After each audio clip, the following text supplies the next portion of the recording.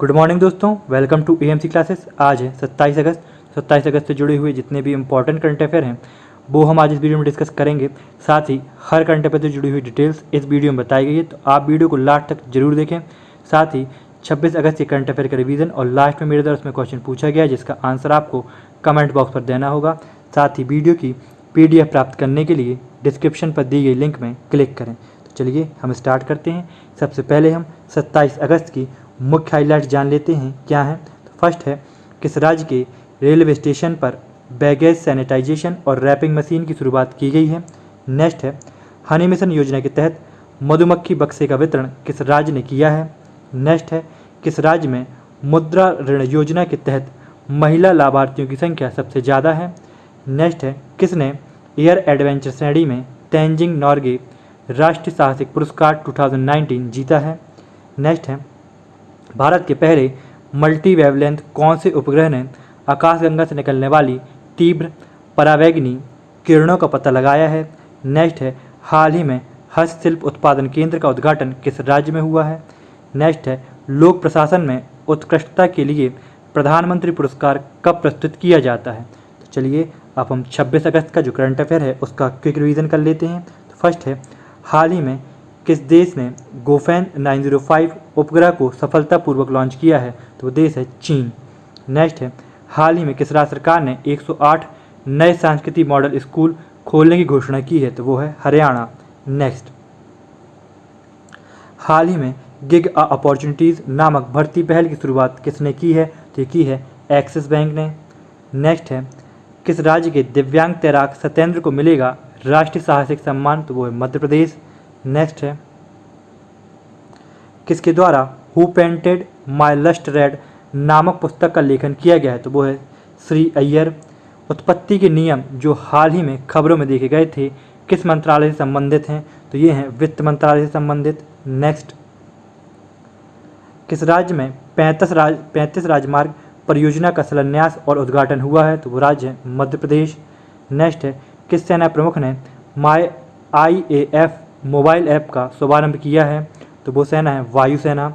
Next है, दुनिया की सबसे ज़्यादा बार डाउनलोड किया जाने वाला कोविड-19 कॉन्टैक्ट ट्रेसिंग एप्लीकेशन कौन सा है। तो वो है आरोग्य सेतु। नेक्स्ट है, किस राज्य के एक स्टेडियम का नाम बाईचुंग भूटिया के नाम पर रखा जाएगा। तो वो है सिक्किम। नेक्स्ट, हाल ही में किसने डिजिटल सेवाओं के लिए सुपर ऐप लॉन्च की है। तो ये की है टाटा समूह ने। अब चलिए हम 27 अगस्त का जो करंट अफेयर है वो देखते हैं। सबसे पहले हम कल का प्रश्न देख लेते हैं और उसका उत्तर क्या है वो देख लेते हैं।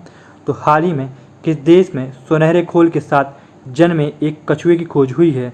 तो वो देश है नेपाल। नेपाल में हुई है सुनहरे खोल के साथ जन्मे एक कछुए की खोज। मतलब ऑप्शन सी जो है वो करेक्ट है।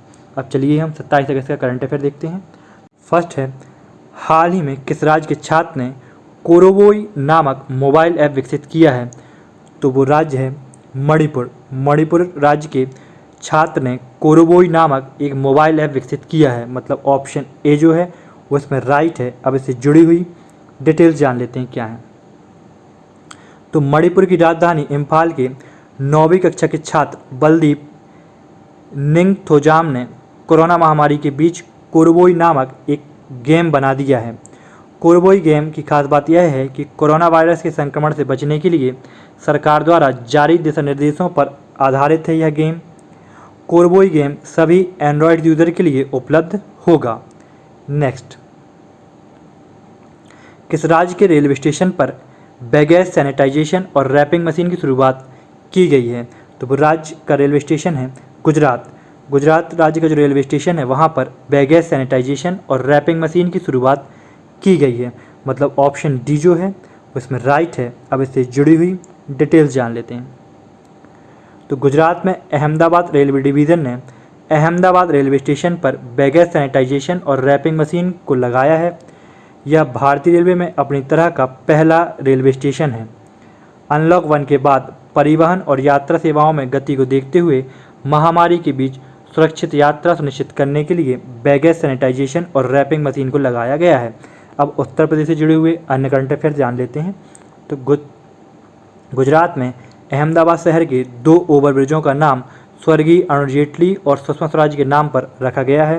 साथ ही राज्य ने गोबर से सीएनजी बनाने की परियोजना शुरू की है। साथ ही राज्य सरकार ने आदिवासी समुदायों के संवैधानिक अधिकारों की रक्षा के लिए एक आयोग का गठन किया है। साथ ही गुजरात की जो टेक्सटाइल आर्ट फर्म मातानी पचेड़ी है उसको भौगोलिक सांकेतिक टैग हेतु आवेदन पंजीकृत किया गया है। साथ ही राज्य में विश्व स्तरीय अत्याधुनिक सेहत परीक्षण प्रयोगशाला का उद्घाटन किया गया है। और लास्ट करंट अफेयर है, भारतीय तटरक्षक बल ने सूरत गुजरात में एक इंटरसेप्टर नाव ICGS-C 454 का जल अवतरण किया है। अब चलिए मुख्यमंत्री, राजधानी और राज्यपाल देख लेते हैं गुजरात के। तो राजधानी है गांधीनगर, मुख्यमंत्री हैं विजय रूपानी, राज्यपाल हैं आचार्य देवव्रत। और मैप में गुजरात देखिए ये है। नेक्स्ट, हनी मिशन योजना के तहत मधुमक्खी बक्से का वितरण किस राज्य ने किया है? तो हनी मिशन योजना के तहत मधुमक्खी बक्से का वितरण उत्तर प्रदेश राज्य ने किया है। मतलब ऑप्शन ए जो है वो इसमें करेक्ट है। अब इससे जुड़ी हुई डिटेल्स जान लेते हैं क्या है। तो प्रवासी श्रमिकों के लिए स्वरोजगार उपलब्ध कराने के लिए खादी और ग्रामोद्योग आयोग ने हाल ही में 700 से अधिक मधुमक्खी के बक्से का वितरण किया है। पेंजोकेरा में खादी और ग्रामोद्योग आयोग के प्रशिक्षण केंद्र में उत्तर प्रदेश के श्रमिकों को बक्से वितरित किए गए हैं। किसानों, आदिवासी लोगों, महिलाओं और बेरोजगार युवाओं के लिए रोजगार सृजित करने के लिए 3 साल पहले हनी मिशन खादी और ग्रामोद्योग आयोग द्वारा शुरू किया गया था। अब चलिए उत्तर प्रदेश से जुड़े हुए अन्य करंट अफेयर जान लेते हैं क्या है। तो प्राचीन पवित्र नगर वाराणसी स्वच्छ भारत सर्वेक्षण 2020 में सबसे स्वच्छ नगर के रूप में घोषित किया गया है। गंगा नदी के किनारे जो तट पर स्थित जो नगर है बनारस, उसको स्वच्छ सर्वेक्षण 2020 में सबसे स्वच्छ नगर घोषित किया गया है। साथ ही राज्य में राष्ट्रीय कृमि मुक्ति अभियान की शुरुआत की गई है। उत्तर प्रदेश की राजधानी जो लखनऊ है वो गोमती नदी के किनारे स्थित है। साथ ही देश में कोविड टेस्ट कराने में उत्तर प्रदेश नंबर 1 बन गया है। उत्तर प्रदेश सरकार ने जल संकट को हल करने के लिए इजराइल सरकार के साथ सहयोग की योजना पर हस्ताक्षर किए हैं। अब चलिए मुख्यमंत्री, राज्यपाल देख लेते हैं और क्या है। तो पूर्व राज्यपाल लालजी टंडन के नाम पर लखनऊ हरदोई की एक सड़क का नाम टंडन मार्ग और एक क्रॉसिंग चौराहे का नाम लालजी टंडन चौराहा रखा गया है। साथ ही राज्य सरकार ने वृक्षारोपण के मामले में गिनीज वर्ल्ड रिकॉर्ड बनाया है। साथ ही अनुसूचित जातियों के सर्वांगीण विकास के लिए नवीन रोजगार छतरी योजना शुरू की है उत्तर प्रदेश सरकार ने। अब राजधानी क्या है? तो वो है लखनऊ, राज्यपाल हैं आनंदीबेन पटेल और मुख्यमंत्री हैं उत्तर प्रदेश के योगी आदित्यनाथ।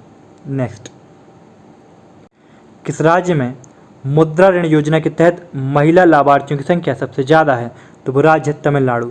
तमिलनाडु राज्य में मुद्रा ऋण योजना के तहत महिला लाभार्थियों की संख्या सबसे ज़्यादा है। मतलब ऑप्शन ए जो है वो करेक्ट है। अब इससे जुड़ी हुई डिटेल्स जान लेते हैं क्या है। तो वित्त मंत्रालय द्वारा राज्यसभा को दी गई हालिया डाटा के अनुसार प्रधानमंत्री मुद्रा योजना शुरू होने के बाद से ही महिलाओं को 4.78 लाख करोड़ के 15 करोड़ से अधिक ऋण दिए गए हैं। राज्य में 58,227 करोड़ रुपए की ऋण के साथ महिला लाभार्थियों की सूची में तमिलनाडु सबसे ऊपर है, फिर पश्चिम बंगाल और फिर कर्नाटक स्थान आता है। तो पहले नंबर पर तमिलनाडु है, फिर है पश्चिम बंगाल और फिर है कर्नाटक। अब उत्तर प्रदेश से जुड़े हुए, अब तमिलनाडु से जुड़े हुए जितने भी करंट अफेयर हैं वो देख लेते हैं हम क्या हैं। तो तमिलनाडु से जुड़ा हुआ फर्स्ट करंट अफेयर है हमारा, submarine optical fibre canal link जो है वो चेन्नई और पोर्ट ब्लेयर के बीच 2x200 गीगाबाइट प्रति सेकेंड की बैंडविड्थ GPS देगा। नेक्स्ट है, नमक्कल में मुर्गी पालन अनुसंधान संस्थान की स्थापना की जाएगी। राज्य सरकार ने निःशुल्क मास्क वितरण योजना शुरू की है। साथ ही राज्य में हल्दी अनुसंधान संस्थान की स्थापना की जाएगी। लास्ट है, IIT मद्रास ने मेडिकैप नामक फोर्डेबल पोर्टेबल हॉस्पिटल बनाया है। नेक्स्ट, अब देख लेते हैं मुख्यमंत्री, तो वो हैं के पलानीस्वामी तमिलनाडु के और राजधानी है चेन्नई, राज्यपाल हैं बनवारी लाल पुरोहित और ये है देखिए मैप में तमिलनाडु यहाँ पर। नेक्स्ट, किसने एयर एडवेंचर श्रेणी में तेंजिंग नोर्गे राष्ट्र साहसिक पुरस्कार 2019 जीता है? तो उनका नाम है गजानन यादव। गजानन यादव ने तेंजिंग नोर्गे राष्ट्र साहसिक पुरस्कार 2019 जीता है, मतलब ऑप्शन सी जो है वो करेक्ट है। अब इससे जुड़ी हुई डिटेल्स क्या हैं वो देख लेते हैं। तो विंग कमांडर गजानन यादव ने एयर एडवेंचर श्रेणी में तेंजिंग नोर्गे राष्ट्र साहसिक पुरस्कार 2019 जीता है। साथ ही गजानन यादव पैराशूट जंप प्रशिक्षक हैं। तो याद रखिए गजानन यादव क्या हैं? पैराशूट जंप प्रशिक्षक। और वे भारतीय वायुसेना की स्काई डाइविंग टीम आकाशगंगा के सदस्य भी हैं। उन्होंने अब तक 2900 से अधिक बार छलांग लगाई है। साथ ही तेंजिंग नोर्गे राष्ट्र साहसिक पुरस्कारों को साहसिक खेलों के लिए भारत का सर्वोच्च राष्ट्रीय पुरस्कार माना जाता है और इन पुरस्कारों को अर्जुन पुरस्कार के समक्ष माना जाता है। तो याद रखिएगा ये पुरस्कार अर्जुन पुरस्कार के समक्ष माना जाता है। नेक्स्ट, भारत के पहले मल्टी वेवलेंथ कौन से उपग्रह ने आकाशगंगा से निकलने वाली तीव्र परावैंगनी किरणों का पता लगाया है? तो वो है एस्ट्रोसैट। एस्ट्रोसैट उपग्रह ने आकाशगंगा से निकलने वाली तीव्र परावैंगनी किरणों का पता लगाया है, मतलब ऑप्शन ए जो है वो इसमें राइट है। अब डिटेल्स जान लेते हैं क्या है। तो भारत के पहले मल्टी वेवलेंथ उपग्रह एस्ट्रोसैट ने AUDFS-01 नामक आकाशगंगा से निकलने वाली तीव्र परावैंगनी किरणों का पता लगाया है। यह आकाशगंगा पृथ्वी से 9.3 अरब प्रकाश वर्ष दूर है। एक वर्ष में प्रकाश द्वारा तय की जाने वाली दूरी को प्रकाश वर्ष कहा जाता है, जो लगभग 95 खरब किलोमीटर के बराबर है। साथ ही तीव्र परावैंगनी किरणों की खोज करने वाली वैश्विक टीम का नेतृत्व कनक शाह ने किया। यह IUCAA के एसोसिएट प्रोफेसर हैं। नेक्स्ट, हाल ही में हस्तशिल्प उत्पादन केंद्र का उद्घाटन किस राज्य में हुआ है? तो ये हुआ है असम राज्य में। असम राज्य में हस्तशिल्प उत्पादन केंद्र का उद्घाटन किया गया है, मतलब ऑप्शन ए जो है वो करेक्ट है। अब डिटेल्स जान लेते हैं क्या है। तो असम में आत्मनिर्भर भारत मिशन को बढ़ावा देने के लिए Assam apex weavers and artisans cooperative federation limited द्वारा गुवाहाटी में एक हस्तशिल्प उत्पादन केंद्र का उद्घाटन किया गया है। केंद्र में बांस और बेंत आधारित स्थानीय वस्तुएं उत्पादित होंगी। असम सरकार ने पहले से ही राज्य भर में यार्न बैंक स्थापित किए हैं ताकि बुनकरों को रियायती दर पर यार्न मिल सके। तो साथ ही याद रखिएगा जो असम सरकार है उसने पहले से ही यार्न बैंक स्थापित किए हैं, और ये क्यों स्थापित किए गए हैं? जिससे बुनकरों को रियायती दर पर यार्न मिल सके। अब चलिए और करंट अफेयर क्या हैं असम से जुड़े हुए वो देख लेते हैं हम। तो असम में भारत के सबसे लंबे नदी रोपवे का उद्घाटन किया गया है। साथ ही राज्य में 2 अक्टूबर से अरुणोदय योजना लागू होगी। साथ ही स्वचालित सीवर सफाई रोबोट गुवाहाटी नगर पालिका द्वारा खरीदा गया है, जिसका नाम बैंडिकोट रोबोट है। साथ ही असम सरकार ने देहिंग पटकाई वन्यजीव अभयारण्य को राष्ट्रीय उद्यान में अपग्रेड करने का निर्णय लिया है। अब राजधानी क्या है असम की? तो वो है दिसपुर। मुख्यमंत्री हैं सर्बानंद सोनोवाल और राज्यपाल हैं जगदीश मुखी। नेक्स्ट, किसने नेवली टाउनशिप को बदलने के लिए जीता है स्वच्छता ही सेवा पुरस्कार? तो वो है NLC India limited. NLC India limited ने स्वच्छता ही सेवा पुरस्कार जीता है, मतलब ऑप्शन बी जो है वो करेक्ट है। अब डिटेल्स जान लेते हैं क्या है। तो भारत सरकार के नवरत्न NLC इंडिया लिमिटेड ने स्वच्छता ही सेवा कार्यक्रम के कार्यान्वयन में अत्यंत मूल्यवान योगदान देने के लिए पुरस्कार जीता है। NLC इंडिया लिमिटेड के CMD राकेश कुमार ने NLC इंडिया लिमिटेड के प्रयासों को पूरी नेवली को प्लास्टिक मुक्त, स्वच्छ और हरे भरे परिसर में बदलने और स्वच्छता ही सेवा 2019 पुरस्कार प्राप्त करने का प्रयास किया है। नेक्स्ट, हाल ही में DRDO प्रमुख जी सतीश रेड्डी का कार्यकाल कितने साल बढ़ाया गया है? तो जी सतीश रेड्डी का कार्यकाल 2 साल बढ़ाया गया है, मतलब ऑप्शन बी जो है वो करेक्ट है। अब डिटेल्स जान लेते हैं क्या है। तो प्रसिद्ध भारतीय वैज्ञानिक जी सतीश रेड्डी का रक्षा अनुसंधान और विकास संगठन के अध्यक्ष के रूप में कार्यकाल 2 साल बढ़ा दिया गया है। उन्हें 2 साल के लिए अगस्त 2018 में इस पद पर नियुक्त किया गया था। कैबिनेट की नियुक्ति समिति ने डीआरडीओ अध्यक्ष के रूप में रेड्डी के कार्यकाल के विस्तार को अगली मंजूरी तक बढ़ा दिया है। इसके अलावा 26 अगस्त के बाद 2 वर्षों के लिए वह रक्षा अनुसंधान और विकास विभाग के सचिव भी होंगे। तो याद रखिए, अब जो रक्षा अनुसंधान और विकास विभाग के सचिव हैं वो कौन होंगे? तो जी सतीश रेड्डी ही होंगे 2 वर्ष के लिए। नेक्स्ट, दुनिया के सबसे तेज मानव कैलकुलेटर कौन बने हैं? तो दुनिया के सबसे तेज मानव कैलकुलेटर बने हैं नीलकंठ भानुप्रकाश। नीलकंठ भानुप्रकाश जो हैं वो दुनिया के सबसे तेज मानव कैलकुलेटर बने हैं, मतलब ऑप्शन बी जो है वो करेक्ट है। अब डिटेल्स जान लेते हैं क्या है इससे जुड़ी हुई। तो हैदराबाद के नीलकंठ भानुप्रकाश ने माइंड स्पोर्ट्स ओलंपियाड में के मेंटल कैलकुलेशन वर्ल्ड कप में भारत के लिए पहला स्वर्ण पदक जीता है। तो याद रखिए, ये पहला स्वर्ण पदक जीता गया है नीलकंठ भानुप्रकाश द्वारा माइंड स्पोर्ट्स ओलंपियाड में। उन्होंने शकुंतला देवी और स्कॉट फ्लेंसनबर्ग जैसे दिग्गज गणितज्ञ के रिकॉर्ड को तोड़कर एक नया ऑल टाइम रिकॉर्ड कायम किया है। माइंड स्पोर्ट्स ओलंपियाड लंदन में आयोजित हुआ था। भानुप्रकाश ने 167 के स्कोर के साथ स्वर्ण पदक अपने नाम किया है। वहीं लेबनान के मोहम्मद एलमीर ने 102 अंक के साथ रजत पदक और यूएई की अस्मिता पॉल ने 100 अंक के साथ कांस्य पदक जीता है। नेक्स्ट, अब देख लेते हैं हम माइंड स्पोर्ट्स ओलंपियाड के बारे में जानते हैं।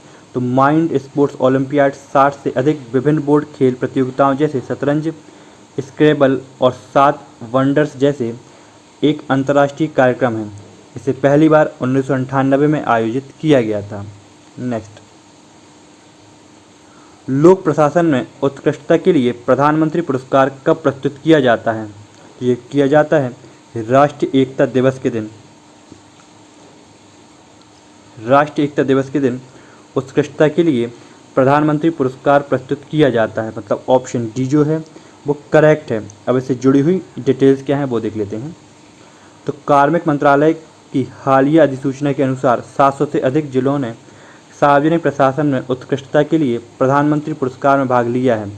यह पुरस्कार 31 अक्टूबर को प्रधानमंत्री नरेंद्र मोदी द्वारा गुजरात के स्टैच्यू ऑफ यूनिटी में एकता दिवस पर प्रदान किया जाएगा। यह पुरस्कार अपने क्षेत्र में आर्थिक विकास के लिए जिला कलेक्टरों के प्रदर्शन को सम्मानित करने के लिए प्रदान किया जाता है। तो याद रखिए, ये जिला कलेक्टरों को प्रदान किया जाता है उनके उत्कृष्ट कार्य के लिए। नेक्स्ट, साथ ही आज का प्रश्न जिसका आंसर आपको कमेंट बॉक्स में देना होगा। तो आज का प्रश्न है हमारा, अतानु दास किस खेल क्षेत्र में से अर्जुन पुरस्कार जीता है? तो अतानु दास ने किस खेल क्षेत्र में अर्जुन पुरस्कार जीता है? इसका आंसर आपको कमेंट बॉक्स में देना होगा। दोस्तों, जय हिंद, जय भारत।